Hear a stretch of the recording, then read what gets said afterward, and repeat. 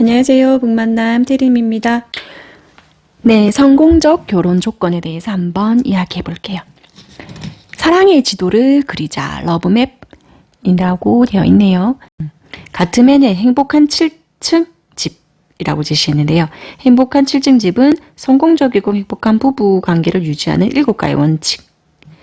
행복한 7층 집은 성공적이고 행복한 부부관계를 유지하는 7개의 원칙이거든요. 우리 원칙 한번 볼까요? 제1층 사랑의 지도를 그리자. 배우자의 삶에 깊은 관심을 가지며 이러한 관심을 매일 나타낸다. 제1원칙 배우자의 삶의 상세한 부분, 선호도, 희망, 꿈, 걱정, 불안을 잘 알도록 한다. 안정적 결혼의 가장 우선적이고 기본적인 특성은 서로에게 배우자가 보여주는 지속적인 관심이라는 거죠. 지속적인 관심. 제2층은요. 서로에 대한 호감과 존중을 쌓기. 서로에 대한 지속적으로 호감과 존중을 가지도록 한다. 제2원칙. 서로에 대한 호감과 존중을 쌓을 수 있는 시간을 가지도록 한다. 제3층. 다가가서 대화하기. 매일 긍정적 방법으로 서로에게 다가가도록 한다. 제3의 원칙, 서로를 지지하며 다가가기 위한 노력을 강화한다. 제4층은요, 긍정적인 감정이 밀려오게 한다. 배우자의 영향력을 받아들일 때 결혼을 더 안정적이 되므로 배우자의 영향력을 받아들이도록 한다. 5층, 진짜 중요합니다. 올바른 방식으로 부부싸움하기. 부부싸움을 하는 부부는 건강한 부부인 거예요. 네. 어떤 방식으로? 올바른 방식으로. 이때까지 30년 넘게 다른 집에서 다른 방식으로 살아왔던 사람이 다시 하나의 가족을 만드는데 당연히 다툼이 있을 수밖에 없습니다. 어떻게 보면 당연한 겁니다. 행복한 결혼 생활하는 부부는 해결 가능한 문제를 해결하면, 그러니까 싸워서 해결될 수 없는 부분에 대해서는 사실은 해결할 수 없는 부분을 고민하는 건 지혜롭지 못한 것 같아요. 그래서 어떡하라고. 해결되지 않는 건데. 결혼 생활을 하는 부부는 해결 가능한 문제에 대해서 해결해야 되는 거예요. 해결 가능한 것과 해결 가능하지 않은 것을 구분할 수 있는 지혜가 필요하겠죠. 해결 가능하지 못한 부분을 이야기하는 건 정말 지혜롭지 못한 싸움일 뿐입니다. 그래서 해결할 수 있는 부분이 뭔데? 그럼 어떻게 해결할 건데? 라고 그 부분을 해결해야 되는 거죠. 제5원칙, 해결 가능한 문제를 해결하기 위해서. 전제, 해결 가능한 문제. 해결 가능한 문제를 해결하기 위해 성공적 결혼을 하는 부부들이 사용하는 기술을 사용한다. 해결하지 못하는 문제에 대해서 싸운다면 그건 지혜롭지 못한 거예요. 우린 지혜롭게 살아갑시다. 그러니까 우리 앞부분에서 다루어 봤던 그러한 문제를 받아들일 수 있는가를 고민해야 되는 거예요. 받아들일 수 있는가? 저희 신랑은 제가 좀 정리를 잘 못해요. 그래서 맨 처음에는 저랑 연애할 때 열정이 팍 올라왔을 때, 내가 저 사람 뒤에서 좀 이렇게 저 부족한 부분을 채워줘야 되겠다라고 생각을 하고 그걸 받아들일 수 있겠다라고 생각하고 결혼을 했는데 저랑 부딪히는 부분이 그런 부분이거든요. 내가 평생 너 따라다니면서 정리해줘야 되냐고. 네, 그래서 많이 저도 노력하고 있습니다. 네.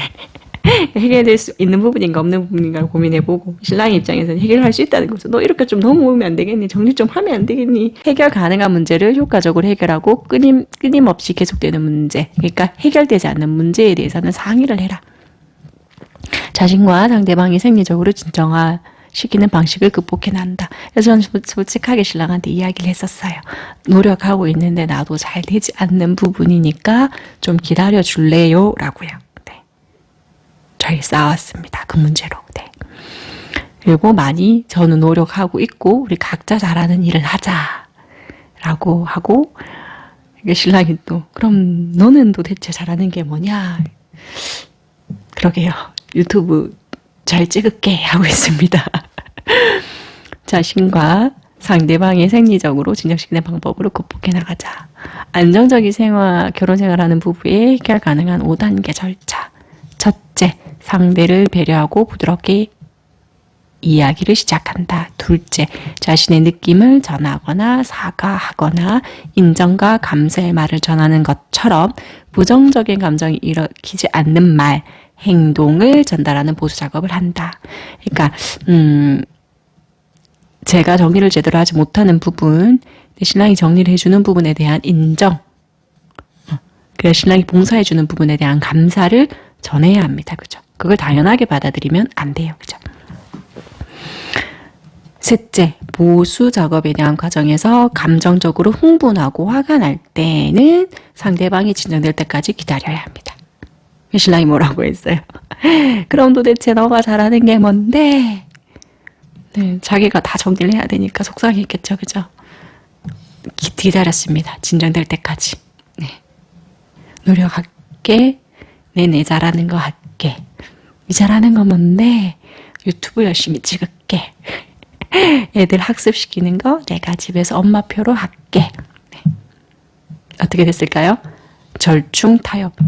노력은 하고 있어요. 저도 집 정리하는 거, 냉장고 정리하는 거, 그다음에 책을 읽고 나서 좀 막 책상 위에 책을 펼쳐 놓는 게 아니라 책을 다시 정리해 놓는 거, 이런 거 타협합니다. 절충합니다. 배우자가 서로의 영향력을 받아들일 수 있을 때 가능합니다. 저희 싸웠던 이야기, 부끄럽지만 저희 부부 싸움했던 이야기를 꺼내놓았습니다. 가트먼에 의하면 결혼 생활에서 해결 가능한 문제는 전체의 31%에 지나지 않으며 나머지 69%는 해결되지 않으며 지속적으로 갈등을 가져온다는 거죠. 그래서 우리는 지혜가 필요한 거예요. 해결할 수 있는 문제인가, 해결할 수 없는 문제인가. 6층, 서로의 꿈을 이루도록 돕기. 지속되는 문제가 정체 상태에 빠지지 않도록 서로의 꿈을 실현하도록 도와주는 거죠. 제6원칙, 지속적인 문제가 결혼 생활에 불행하는 것을 막기 위해서 행복한 결혼 생활하는 부부가 사용하는 기술을 배우고 사용한다. 서로에게 이해받지 못하고 존중받지 못한 중요한 꿈이 있기 때문에 이 꿈은 각자 요구와 희망, 열망과 관련이 있다라는 거죠. 배우자들이 갈등을 할 때 서로 양보할 수 없는 영역이 있다는 것을 이야기하고요. 서로 수용하고 융통성을 발휘할 수 있는 부분이 있는지 보고요. 서로의 꿈을 존중하고 타협점을 한번 찾아보고요.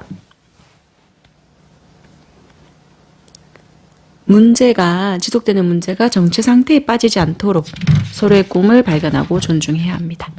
7층, 함께 만드는 가족 문화. 자신들만의 가족 문화를 중요하게 생각해야 하고요. 7층, 함께 만드는 가족 문화. 자신들만의 가족 문화를 중요하게 생각해야 하고요. 건전한 의식, 관습, 공동의 목표를 형성하고 부부로서, 가족으로서 가족 문화를 만들어야 한다는 거죠. 우리의식, 우리라는 공동의 의식을 가져야 한다는 겁니다. 그래서 성공적이고 행복한 결혼을 위해서 자신과 양립할 수 있는 배우자를 잘 선택하는 일을 중요하게 생각해야 합니다. 북만남 대리미였습니다. 감사합니다.